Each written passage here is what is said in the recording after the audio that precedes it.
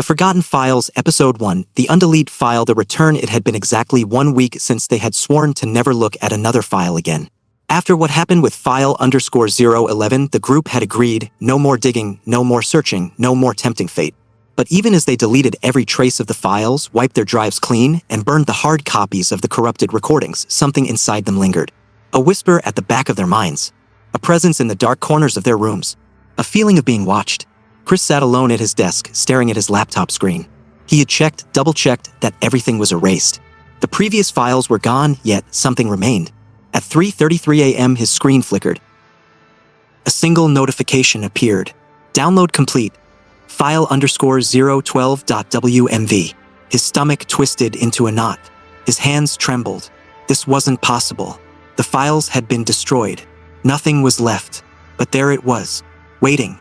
His breathing quickened as the mouse hovered over the file. He knew what he should do. Delete it, shut down the computer, walk away. But curiosity had always been stronger than fear. He clicked. The screen went black. The first viewing, at first, there was only silence. No static. No whispers. Just an empty void stretching endlessly. Then a breath.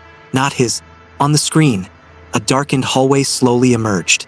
The dim glow of flickering fluorescent lights revealed a long corridor, stretching far beyond what the eye could follow. Doors lined both sides, numbered in seemingly random order. 47, 12, 89, 6. Some were missing numbers entirely. Some were open, revealing nothing but pitch-black darkness within. Then the camera moved forward on its own. Chris felt his body stiffen. There had been no one holding the camera. The footage advanced down the hallway, the dim light casting elongated shadows along the walls. And then a figure, standing at the end of the hallway, just barely visible in the flickering light. Still, motionless, watching. Chris leaned forward, his breath shallow. The camera zoomed in, but instead of getting clearer, the figure seemed to glitch, shifting unnaturally as if it wasn't meant to be seen. Then, in the sudden burst of a flickering light, it moved. A door that shouldn't exist, the camera jerked violently, as if the unseen force behind it had been pulled back. The hallway stretched longer, bending and warping like an optical illusion. The numbered doors changed. They weren't random anymore. Every door now had the same number, 012. Chris's stomach churned. A loud, distorted knocking echoed from the screen. Bang, bang, bang. The camera turned sharply toward one of the doors. Unlike the others, this one was different. Heavily bolted, reinforced with chains, symbols carved into the wood as if to keep something locked inside. The knocking grew louder. Then, a voice, low, hoarse, desperate. "Let me out." Chris's blood turned to ice. The camera hesitated. Then, as if compelled by something unseen, it moved forward. The door unlocked itself. The recording changes. Chris's laptop screen glitched. The image distorted, then froze. For a moment, there was silence again. Then, in the reflection of the dark screen, he saw something move behind him. Chris whirled around, heart pounding. Nothing. He turned back to the screen. The file had closed itself, but there was something new on his desktop. Folder. Open _me. His fingers hesitated over the mouse. BZZZT. His phone vibrated.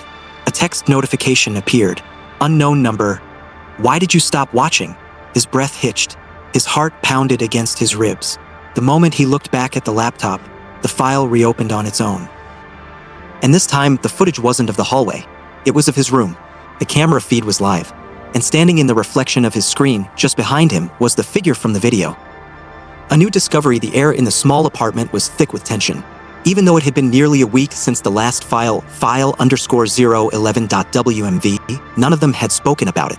The images, the whispers, the thing that had stood behind them in the final seconds of the recording, none of it was something they wanted to acknowledge. But ignoring it didn't erase the truth. Sarah sat at her desk, staring at her laptop, her fingers hovering above the keyboard.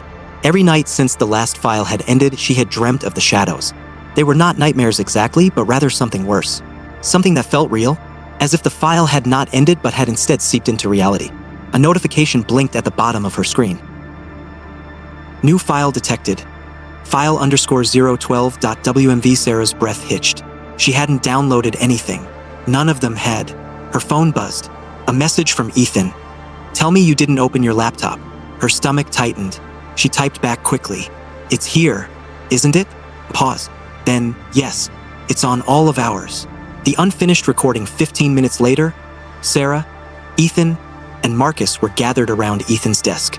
None of them wanted to open the file alone. The last time had nearly broken them. The file name sat there, glowing in the dim light of the screen. The three of them exchanged glances. "It's unfinished," Marcus muttered, pointing at the .wmb icon. "Look at the file size. It's incomplete." Sarah frowned. He was right. Every previous file had been perfectly intact, but this one was corrupted. Ethan hesitated before double-clicking the file. The screen flickered, and for a moment, there was nothing but static. Then the image appeared. A room. Small, dark, and unfamiliar. The camera was positioned low, as if placed on the floor. The angle was strange, tilted slightly, as though whoever had recorded it had collapsed mid-recording. First, there was no movement, no sound, just a dimly lit, cold space with a single wooden chair in the center. Then a whisper, not from the speakers, from behind them. Marcus jerked around, heart pounding. Ethan immediately hit the spacebar, pausing the recording. But the whisper was still there. Sarah's breath came in quick, shallow bursts. She turned up the volume, but the file remained eerily silent. Then, on the screen, the chair moved, a slow, scraping sound as if something had dragged it. Not someone, something. The room in the recording shuddered. The walls seemed to breathe, the light flickering as if the entire space were alive. And then, a new timestamp flashed at the top corner of the video. November 2nd, 2023, 3:33 a.m. Tomorrow. The recording was from the future. The presence in the room, the chair in the video continued to move, scraping in slow, painful inches across the floor. The camera flickered, distorting, and then a shadow appeared. Not a person, not a figure, something stretched and unnatural. Its shape was wrong, shifting, contorting against the logic of the room. Sarah's fingers dug into her knees. "It's watching." The shadow seemed to look at them, its presence crawling through the screen. The camera distorted further, static eating the edges of the recording. Then the screen cut to black. The file wasn't finished. It had stopped recording. But the timestamp at the bottom glowed in bright, white letters. 3:33 a.m. Recording paused. Paused. Not ended. Not corrupted. Paused. Ethan stood up so fast his chair nearly fell over. "We need to delete this." "No." Marcus grabbed his arm. His face was pale, but his eyes were locked on the screen. "We have to find out where this is." Sarah's stomach churned. "You want to go there?" Marcus didn't answer, because deep down they already knew. The room in the video, the one with the single wooden chair, was real, and it was waiting for them. The search for the room, they spent the next few hours scouring old records, old maps, anything that might match the dimensions of the room. At first, there was nothing. But then Sarah stumbled upon an old blueprint. It was an abandoned motel on the outskirts of town. The Maplewood Motel. The structure had been condemned years ago. No one had been inside for decades. But one particular detail made Sarah's skin crawl. The layout of room 108 perfectly matched the video recording. A chair had always been in the center of the room. A chair that no one had placed there. A chair that moved on its own. Ethan slammed his laptop shut. "No, this is too much. We're not going." But Sarah and Marcus were already exchanging a look. They weren't making a decision. The decision had already been made for them. Tomorrow night, 3:33 a.m., they would go to Maplewood Motel. The door that shouldn't open the night air was heavy as they pulled into the gravel lot. The Maplewood Motel was nothing but a skeletal structure now, its walls sagging, the windows gaping like open mouths. The sign flickered despite the building having no power. Sarah swallowed hard as they made their way toward room 108. The door was already open. It had been waiting for them. Marcus hesitated, then stepped inside first. The room was exactly like the recording. A single wooden chair placed perfectly in the center. Sarah turned on her phone's flashlight, sweeping the beam across the space. The air felt thick, pressing down on them like invisible hands. Then the door slammed shut. Sarah whirled around, heart pounding. Marcus? Marcus was staring at the chair. His hands clenched into fists. Ethan reached for the handle, but it wouldn't budge. It was like the door had fused into the wall. Then, from inside the room, a whisper. The same one they had heard while watching the recording. But this time it spoke a name. Sarah. The moment of no return, the whisper hung in the air like a heavy fog. Sarah. It wasn't coming from Marcus. It wasn't coming from Ethan. It was coming from somewhere else in the room. Sarah's breath hitched. She spun toward the sound, but the light from her phone's flashlight barely penetrated the darkness. Shadows pooled in the corners of the room, stretching unnaturally, moving even though there was no wind. Ethan yanked at the door handle again. Still locked. Still unmoving. "We need to go," he whispered. His voice was hoarse, his fingers trembling. Marcus wasn't listening. He was still staring at the wooden chair in the middle of the room. "Marcus." Sarah grabbed his arm, shaking him hard. "We need to," but then the chair moved. It was subtle at first. Just a slight shift, a slow dragging sound against the warped floorboards. Then, as if something unseen had lost patience, the chair slid violently across the room. Marcus stumbled backward. Sarah let out a strangled gasp. Ethan froze. The chair was now against the far wall, perfectly positioned beneath the one thing they had overlooked, a mirror. It was cracked, aged, its surface cloudy. It reflected the room, but not as it was. Instead, it showed something wrong. The reflection that wasn't there. Sarah was the first to notice. In the mirror, they weren't standing where they actually were. Marcus was seated in the chair. Ethan was turned toward the wall. And Sarah was missing. Her stomach twisted. She raised her flashlight toward the glass. The reflection followed, but her face was absent from the image. Then the mirror glitched. The reflection of Marcus smiled. The real Marcus did not. Ethan grabbed Sarah's arm. "This is wrong. We have to get out." The whisper came again. "Sarah." Only now it wasn't just a voice. It was in the mirror. Something shifted inside the glass. A figure, its face obscured by darkness, leaned forward from inside the reflection. The mirror rippled, like water disturbed by an unseen force. Sarah stepped back. Her pulse pounded in her ears. "Turn it off," she gasped. "Shut it down." Ethan fumbled with his camera, lifting it toward the mirror to record, but the screen on his camera went black. Then the whisper became a scream. The mirror shattered. The room that remembers the explosion of glass sent them stumbling backward. Shards rained down, clattering against the wooden floor, but something else emerged from the frame where the mirror had been. A hole, not just broken wood, not just a dent in the wall, a gaping, endless void. The room was breathing now. The walls shuddered, the air thick with an invisible presence. And then, from the darkness inside the hole, a hand reached out. Pale, long wrong. It grasped the armrest of the wooden chair. Sarah screamed. Ethan and Marcus grabbed her, pulling her away from the mirror frame. But the hand kept coming. Then an arm, a shoulder. A figure crawling out of the hole, its body distorted, limbs too thin, skin stretched too tight. It had no face, only a smooth, featureless surface where its eyes and mouth should have been. And yet, somehow it was still whispering. Sarah. The escape that wasn't Ethan slammed against the door, kicking at it, throwing his weight into it. The wood didn't budge. The air was thick, pressing down on them like invisible hands. Marcus grabbed a piece of broken mirror from the floor, gripping it tightly. His breathing was ragged, his pupils blown wide. "If this thing gets out, we don't leave." Sarah turned back toward the figure. It was still crawling forward, pulling itself through the hole, its bony fingers gripping the floor. Ethan took a deep breath and charged at the chair. The moment his hand touched the wood, the figure stopped. For a single, unbearable second, everything froze. Then, the chair slid backward into the hole, dragging Ethan with it. Sarah lunged forward. "No!" She grabbed his wrist just in time. But something inside the void grabbed Ethan's leg. A second hand. A second whisper. "Let him go." Sarah gritted her teeth, pulling with everything she had. Marcus grabbed Ethan's other arm, yanking hard. The figure inside the void tilted its head, as if curious. Then, with a sickening snap, it let go. Ethan tumbled forward, crashing into Sarah and Marcus. The hole in the wall slammed shut. The pressure in the air vanished. The door burst open. Without hesitating, they ran. File_012. Update, they didn't stop running until they reached the car. Ethan was shaking. His face was pale.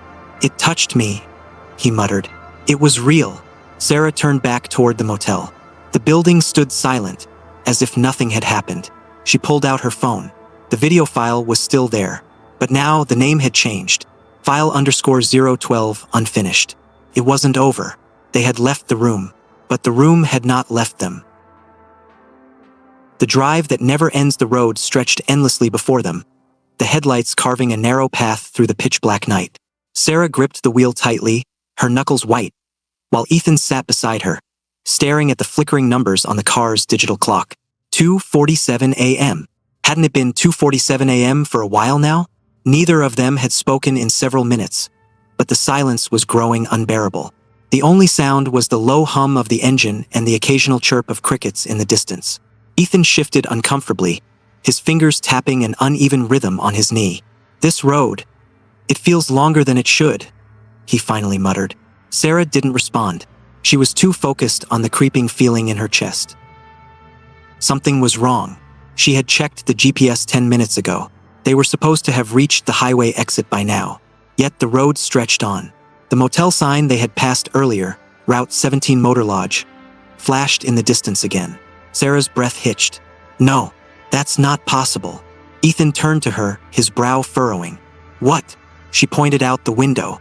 The same flickering motel sign buzzed in the darkness like a neon insect. The exact same sign they had driven past 20 minutes ago. "We're going in circles," she whispered. Ethan leaned forward, peering at the empty road ahead. "No, that doesn't make sense. We've been driving straight." But the evidence was right in front of them. The same rusty fence, the same cracked sidewalk. Even the same soda can was rolling along the pavement near the entrance, just like before, as if time had folded back on itself. A sharp crackle interrupted their thoughts. The radio, which had been silent the whole drive, suddenly burst to life with static. Sarah's fingers tensed around the steering wheel. She hadn't touched the radio. Neither had Ethan. The static shifted. A voice, garbled, distant, wrong, whispered through the speakers. "Turn around." The figure in the road. Sarah's hands trembled as she reached for the radio dial. Before she could turn it off, the static vanished, replaced by dead silence once more. A heavy presence filled the car. Something was watching them. Ethan exhaled sharply. That wasn't real, right?" Sarah didn't answer. Her eyes were glued to the road. The motel was now behind them, swallowed by the dark. But ahead, something stood in the middle of the road. A tall, motionless figure, faceless, dressed in something dark, almost blending into the night. But its outline was clear in the dim glow of the headlights. It didn't move. It didn't breathe. A deep, unnatural chill settled in Sarah's bones. Her foot slammed on the brakes, and the tires screeched against the asphalt. The car skidded to a stop just a few feet away from the figure. For a moment, nothing happened. Then it twitched, not a normal movement. A jerky, unnatural lurch, as if something was pulling it forward from invisible strings.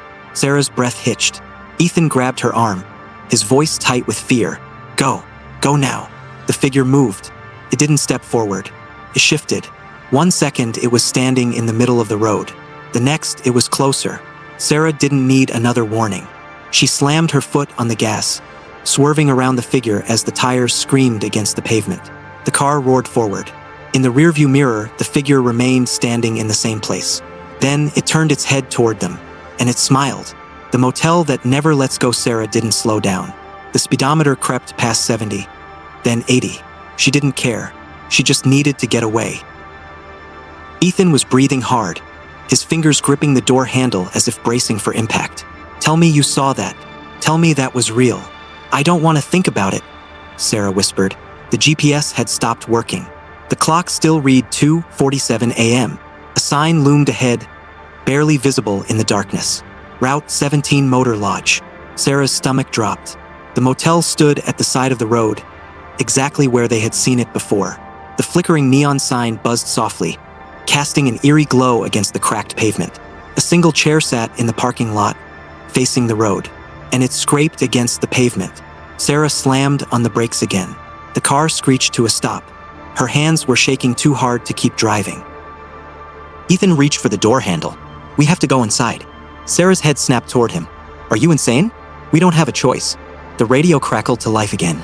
Static. Then the voice returned, clearer this time. "You let us in." The lights in the car flickered. Ethan swallowed hard. "Sarah, we need to go inside." Sarah turned to look at him, but something about him seemed off.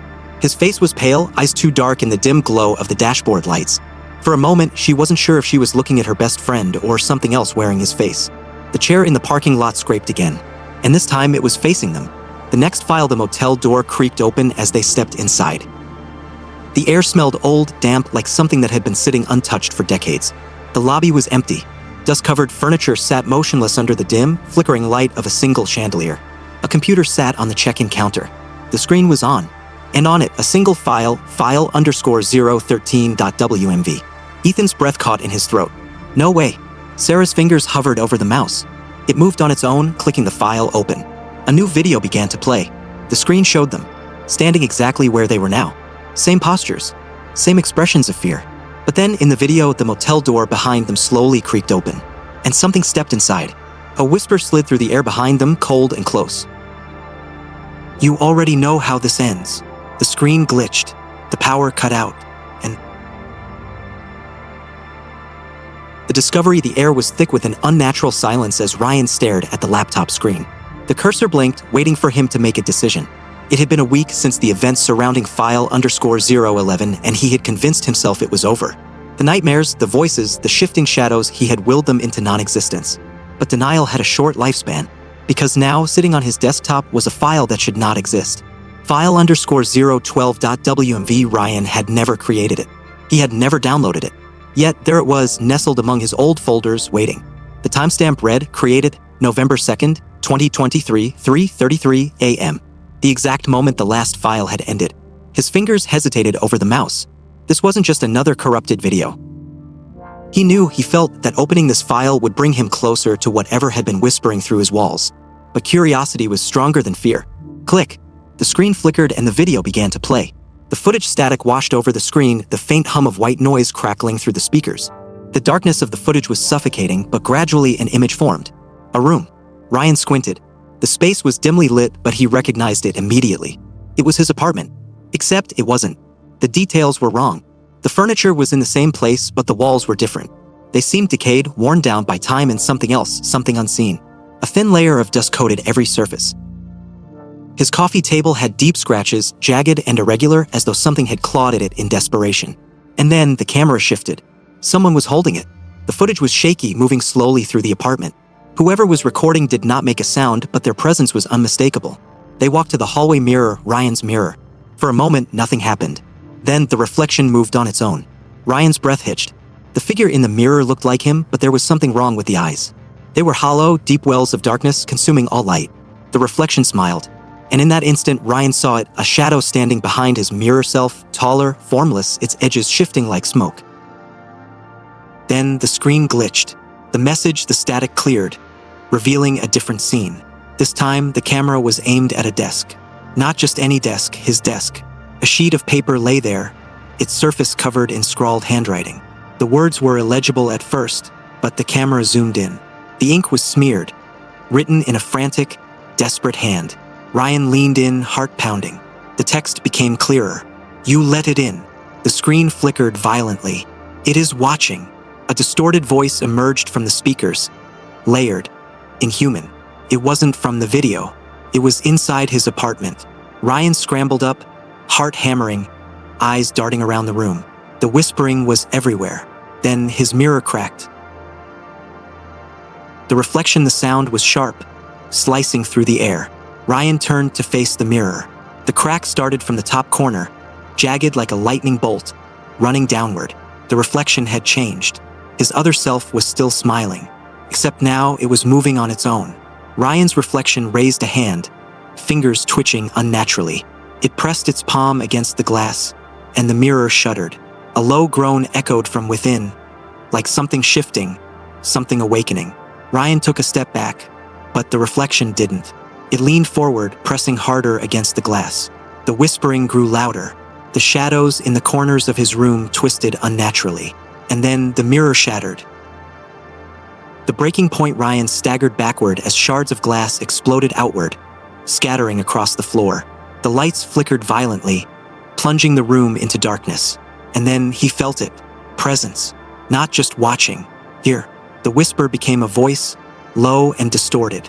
It spoke from inside his own mind. "Let me in." Ryan's breath came in shallow gasps. He could still see the outline of the mirror in the dim light. Something was crawling out. Hands. Too many hands. The air was heavy, thick with an oppressive energy. The thing emerging from the mirror had no face, only a shifting void where its features should be. It knew him. It had been waiting. Ryan tried to move, but his body refused to obey. His limbs felt distant, disconnected from his will. The voice pressed deeper into his mind, seeping into every thought. "You opened the door." The thing in the mirror stepped forward. And then the video ended. The aftermath, Ryan's screen went black. His apartment was silent again. But something was wrong. The mirror was still broken. Shards of glass still littered the floor. The footage had been real. Ryan slowly turned toward the shattered remains of the mirror. His reflection, his real reflection, was still there, unmoving, staring back, and then it blinked. The return to the unknown, the decision to go back was unanimous. They had tried to move on, tried to shake off the creeping paranoia that had settled in their bones after the last encounter, but the feeling never left them. It was always there, in the quiet moments before sleep, in the darkened corners of their rooms, in the static hum of their screens. File_012.wmv had appeared 3 days after they swore never to touch the files again. It was sitting there on all their devices, waiting. No one admitted to opening it first, but when the footage finally played, they realized it didn't matter. They were already inside it. The footage was unlike the others. No timestamps, no surveillance feed, no distorted figures peering out from the dark. Instead, it was them, recorded footage of their last session watching the cursed files. Except something was wrong. In the video, they were speaking, moving, reacting, but their memories did not align. "We never said that," Jake whispered. "I don't remember this part," Elena added, eyes narrowing. As the video progressed, it became clear this was not the same night they remembered. The words they spoke, the decisions they made, they had no recollection of any of it. And then, at the 43-minute mark, their recorded selves did something chilling. They turned to the camera. They leaned in, their expressions shifting, their smiles widening. And in unison, they whispered, "You left something behind." The screen went black. Then the real horror began. The time that was taken from that moment on, the nights felt different. Each of them began noticing gaps. Missing moments in their days, small lapses where time seemed to flicker and distort. They would be brushing their teeth 1 second, and suddenly they were standing in their kitchen, staring at the clock. 2 hours had passed. They all felt it. It wasn't just lost time, it was stolen time. Their phones recorded calls they never made. Their computers contained drafts of emails they never wrote. And worst of all, the footage. Every night, their laptops recorded hours of surveillance. Footage of their rooms. Footage of them sitting still, staring at their screens with empty, glassy eyes. None of them remembered sitting there. None of them remembered watching. But they were, for hours, every night, until exactly 3:33 a.m. Then, without warning, they would stand up and walk out of frame. And they never saw where they went. The place between Elena was the first to break. "I can't do this anymore," she whispered over the call. Her voice was hoarse, frantic. "Something is happening to us. Something is using us." The others knew she was right. They had spent days trying to retrace their missing time. Setting alarms, recording themselves, even keeping each other on video calls as they slept. Nothing worked. Every morning, the recordings showed the same thing. Them watching something unseen, then them leaving, but never returning. Jake, desperate for answers, tried something different. He set up a live feed, connected a second device to monitor the footage in real time. At exactly 3:33 a.m., the feed glitched, and for the first time he saw it.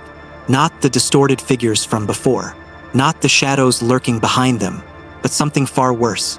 The screen showed himself, except he was standing behind his sleeping body. Not a reflection, not a recording. His other self was awake, watching, and just before the screen cut to black, his doppelganger tilted its head and whispered something. "I need more time." The missing hours, it was happening faster now. The gaps in their time stretched longer. Entire nights disappeared. Conversations they never had, memories they never made, appeared in their minds as if they had always been there. Their own reflections seemed off, delayed, lagging, watching them too closely. And then the messages started appearing. Not emails, not texts, but handwritten notes left on their desks, in their homes, under their pillows. Notes in their own handwriting. "Meet me at the place where time stops." There was no explanation, no signature, only the overwhelming feeling that they had left themselves a message from somewhere else. Somewhere they had been, but had no memory of. The place where time stops, they knew where to go. It wasn't a conscious decision, more like an instinct, a pull towards something familiar, something forgotten. The abandoned train station at the edge of town. The last place they all remembered before the lost time began. The air was thick, heavy with something unseen. The clocks inside were frozen, permanently stuck at 3:33 a.m. Jake felt it first. A pulse in the air. A shift in reality. Then he saw it. A door where there should have been none. Not a normal door, a reflection of a door. As if a mirror world had been waiting for them. And they had already been there before. Elena's breath hitched. She recognized it, because this was the door she saw in her dreams. This was where they went every night. This was where their missing time had been stolen. And the door was already open. The invitation, the whispers started again. Not from behind them. Not from the shadows. From the door itself. Called them by name. It welcomed them back. Their bodies knew what to do, even if their minds resisted. Because they had already done this before. Because this was not the first time. Because somewhere beyond that door, they were waiting for themselves. And this time, they weren't coming back alone. Door that should not exist, the door loomed before them. Not a physical object, but a reflection in the dim light of the abandoned train station. It was neither open nor closed, but waiting. The air around it hummed, vibrating with an energy that sent a shiver through their bones. Elena, Jake, and the others stood frozen, their minds screaming for them to turn away, to run. But their bodies knew differently. They had already done this before. The memories hadn't returned completely, but deep inside, they felt it. This was not their first time standing here. And somewhere beyond that door, they were waiting. The whisper from the doorway grew louder, curling around them like smoke. Come back. And before they could process it, Elena stepped forward. Through the threshold, it was not a normal step. The moment her foot crossed the reflection of the doorway, reality folded. There was no bright light, no sensation of movement, no transition. One moment, she was in the train station. The next, she was somewhere else. A place that should not exist. A perfect mirror of where they had just been. But not quite. The air was thicker, heavier. The ceiling above was too dark, too vast, stretching into an endless void. The walls around them were the same, but wrong. The paint was fresher, the windows clearer, but the space still felt abandoned.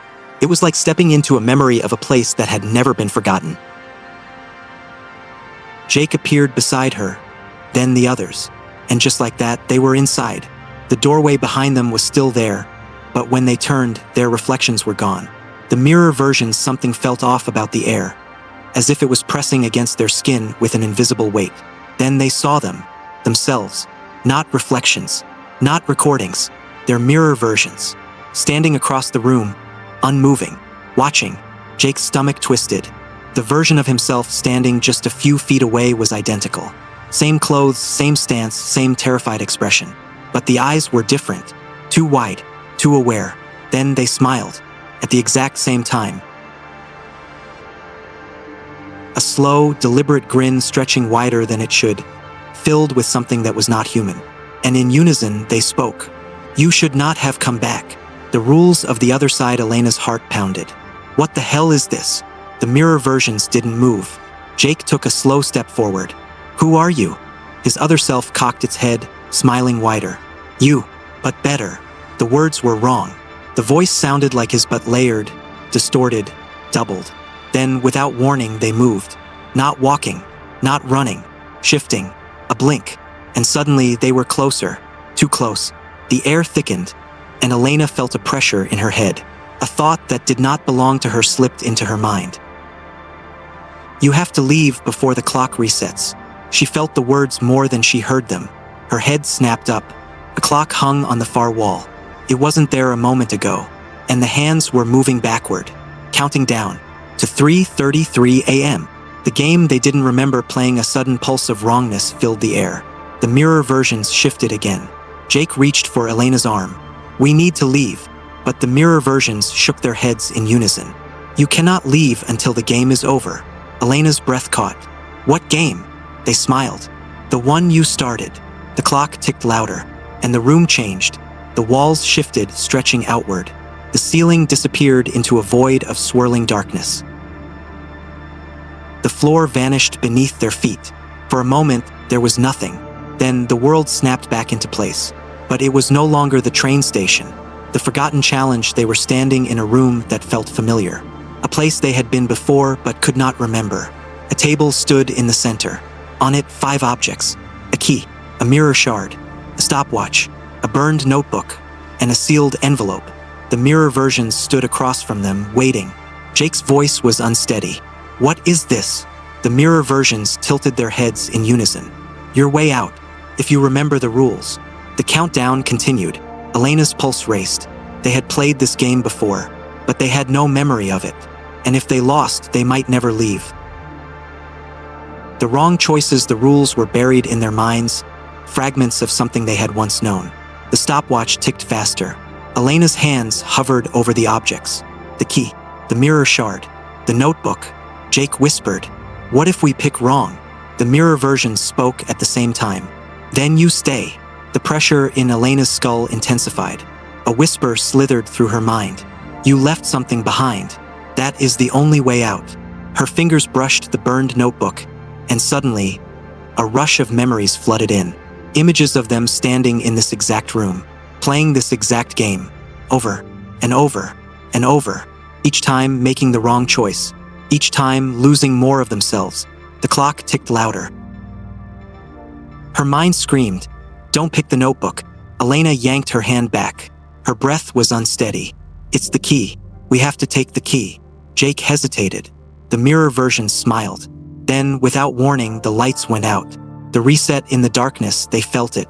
The shift, the moment of reset. The knowledge that if they failed, they would start again. Jake's fingers closed around the key. A surge of cold air rushed through the room. Then the ground vanished. Falling, the sound of shattering glass. And then silence. Waking up where they should be, Elena gasped as her eyes snapped open. She was back, sitting in the abandoned train station. The others were there too. Disoriented, pale, trembling. The mirror door was gone. The clock on the wall was frozen at 3:34 a.m.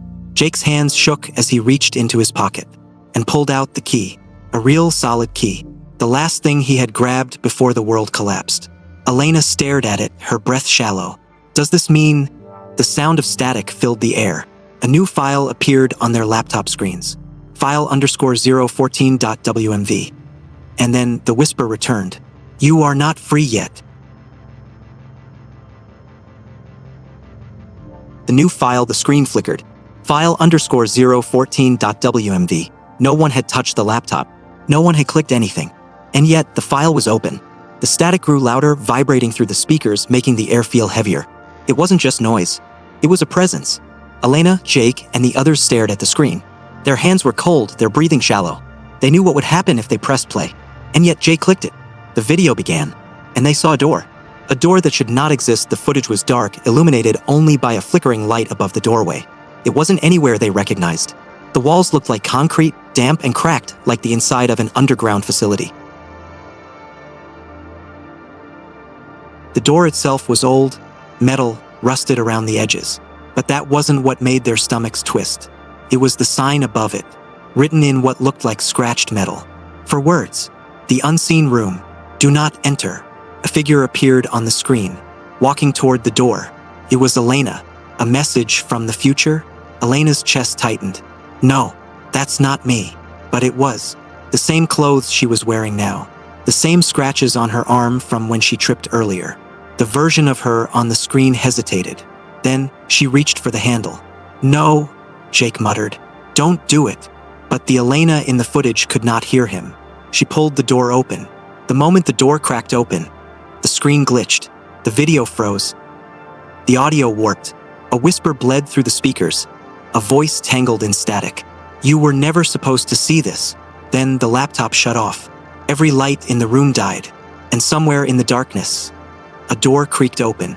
The room that shouldn't be there, their breath came in shaky gasps. The room was too dark, too silent. Then the emergency lights flickered back on. And the door from the video was there. Exactly the same. Old, metal, rusted, with the same scratched warning above it. "The unseen room. Do not enter." Jake's voice was barely a whisper. "It's real." Elena's hands trembled. She had just seen herself walk through that door, which meant she was meant to open it. Or was that the mistake? No one moved. No one breathed. And then a whisper from behind the door. "You're already inside." The impossible reality. Elena stepped forward before she could stop herself. Her body knew something her mind did not. She touched the door handle. It was ice cold. "Wait!" Jake grabbed her wrist. His grip was tight. What if that video was a warning? Elena hesitated, but something inside her whispered, "You have been here before." The moment her fingers curled around the handle, the door pulled itself open. The other side, they weren't in the abandoned station anymore. One step through the door, and the world shifted. It wasn't teleportation. It wasn't a hallucination. It was like stepping into the past. The air smelled sterile. The room beyond the door was clean, bright, Not abandoned, not forgotten, and on the opposite wall a mirror. But it wasn't a mirror, because the reflections inside weren't moving. They were watching. The ones who were left behind Jake took a slow step forward. That's not us. The figures in the glass were them in appearance, but they stood motionless. Their expressions were blank, their eyes too dark, too hollow. And then one of the reflections blinked. Elena's heartbeat thundered in her chest. The reflection of herself took a step forward, but Elena hadn't moved. Then the glass cracked, not like normal glass. The sound was too loud, too deep, too final, like the sound of something breaking free. The exchange of voice, deep and distorted, crawled through the air. One must stay. Jake's breath hitched. What? The whisper was closer now, surrounding them. One of you must stay. That is the rule. That is the price. Elena's fingers twitched. She knew this already. The memories were surfacing. They had been here before, and last time they had left someone behind. The forgotten sacrifice, the static in their heads intensified. Jake gritted his teeth, clutching the sides of his head. What are they? The reflection of him was now inches away from the glass. The crack in the mirror spread. A whisper slid into their minds. You must choose. One stays, the rest leave. Panic clawed at Elena's throat.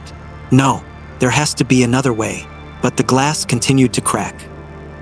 And then one of the reflections smiled. Not a human smile, a knowing, hungry grin. It had already decided. The wrong choice. The floor shuddered. The walls twisted. Jake stumbled back. We have to go. Elena's chest heaved. But the rule. Jake grabbed her wrist. We don't follow their rules. The glass shattered. The reflections moved. And the room collapsed. The reset, or the end. They were back. Back in the train station. The unseen room was gone, like it had never been there. Jake's hands were still shaking.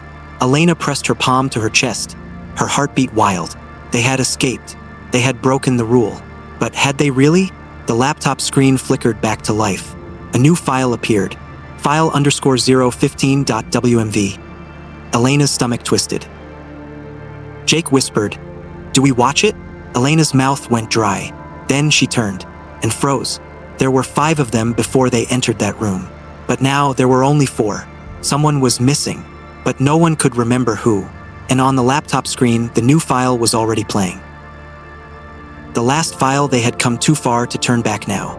Fear had already gripped their souls, but curiosity, unstoppable, relentless, had driven them forward. Every file had revealed something worse than the last, something darker, something more real. Now only one remained. File _010.wmv. The explorers hesitated. Their fingers hovered over the keyboard, their breath shallow, their hands trembling. Every file had changed them. Every file had left something behind. What if this last one finished what had already begun? One of them finally pressed play. The screen flickered. Timestamp: November 1st, 2023, 3:33 a.m. A date in the future. A time that had not yet arrived. The screen remained black for a long time. Then a low hum. Not static, not feedback, something deeper, vibrating through the speakers, shaking their bones. The sound of something waiting. A click. A surveillance camera feed. It showed them. The unfolding the video displayed their current room, same dim lighting, same laptops, same setup. The footage was grainy but unmistakable. They were watching themselves from the future. One of them whispered, No, this isn't real. But the screen told a different story. In the footage, they were sitting exactly as they were now. Same postures, same expressions of horror and confusion. But something was wrong. The figures on the screen looked distorted. The explorers leaned closer. Their future selves weren't moving right. The one in the middle twitched violently, their head jerking to the side, mouth opening and closing as if trying to speak but failing. Their hands trembled against the desk, fingers stretching unnaturally. The others remained eerily still, their faces frozen, their eyes too wide, too dark. Then one of them turned to the camera. Not on the live feed. On the recording. Their future self locked eyes with the screen with them. And they smiled. The message, the distorted version of one of the explorers, leaned toward the camera. The movement was unnatural, jerky, like a marionette pulled by invisible strings. Then, a voice. Not from the recording. From inside the room. Stop watching. The explorers froze. Their screens glitched.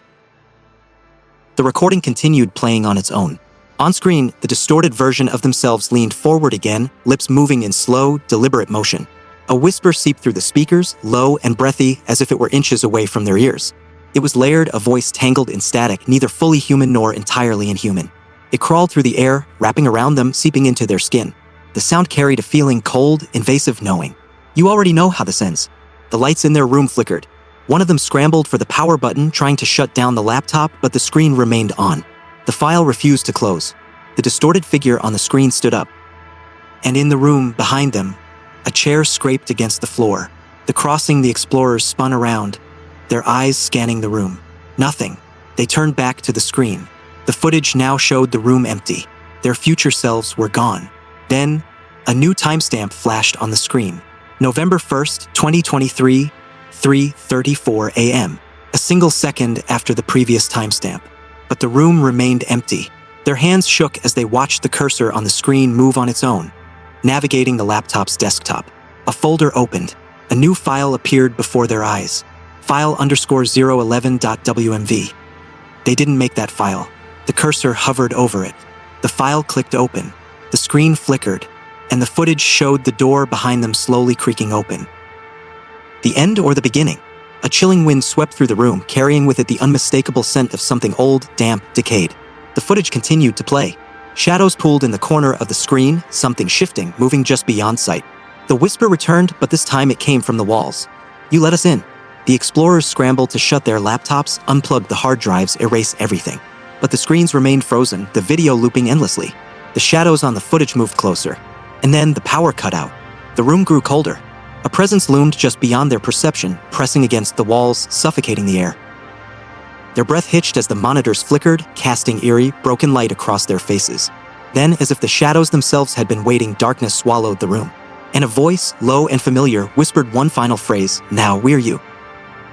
Forgotten Files, Episode 10, File_012. The last transmission, the final descent. The cursor hovered over the newly generated file. The screen displayed one line of text, pulsing like a heartbeat. File_012.wmv, open now. No one had touched the keyboard. No one had created this file. Yet there it was, waiting. A command that was neither spoken nor typed, yet impossible to ignore. The room felt tighter, the air heavier. The explorers exchanged hesitant glances, each of them knowing that pressing play meant surrendering to something beyond their understanding. But the story was incomplete. They had to know. One of them reached out, fingers trembling, and clicked. The broadcast that never ended. The screen flickered, then went black. A low static hiss filled the room, followed by faint murmurs. Then the video feed cut in. A darkened control room appeared, bathed in the sickly glow of monitors displaying surveillance feeds from places they had never seen before. An empty hospital corridor, a flickering street lamp, an abandoned office. But one feed stood out, a live transmission of their exact location. The timestamp read November 1st, 2023, 3:35 a.m. 1 minute into the future. The screen was grainy, yet unmistakable. They saw themselves sitting in the same positions, staring at the same screen. One of them whispered, "No, this is wrong." Then, in the recorded footage, something changed. The door behind them, locked just moments ago, creaked open. The figure in the frame, a shape, stepped into view behind their on-screen selves. It moved unnaturally, its joints bending wrong, like a puppet with severed strings. Its face was blurred, shifting, refusing to settle into a recognizable form. One of them turned. In real life, the door behind them was still shut. But on the screen, the future version of themselves had begun reacting. One by one, they turned toward the entity, their expressions twisting into something indescribable: horror, realization, surrender. Then the screen glitched. The feed jumped forward 10 seconds. Their future selves were no longer in their chairs. Only the figure remained, now standing in front of the screen, staring directly at the camera, staring at them. Then the whisper came, not from the speakers, not from the video, but from within the room itself. "It is already here." The collapse, the lights flickered violently. The laptop screens distorted, warped, melted into static. The air thickened, pressing against their chests like unseen hands. A sickening scrape echoed through the room, metal dragging across wood, yet nothing had moved. Someone reached for the power button, but their hands passed through the laptop like smoke. Their reflections on the darkened screens didn't move in sync anymore. One of them whispered, "We have to shut it off." But the moment they spoke, the reflections turned to face them, smiling. The final transmission, the video feed changed. The timestamp read 3:36 a.m. The screen was empty now. The room in the footage was abandoned. Chairs overturned, screens shattered. No sign of them. The cursor on the screen moved on its own. A new command appeared, download complete. A new folder materialized, labeled file _013. The speakers crackled, the whisper returning one final time. Layered, fragmented, impossibly close. Now it is your turn. To be continued? The screen went black. The room fell silent. And then, a knock at the door.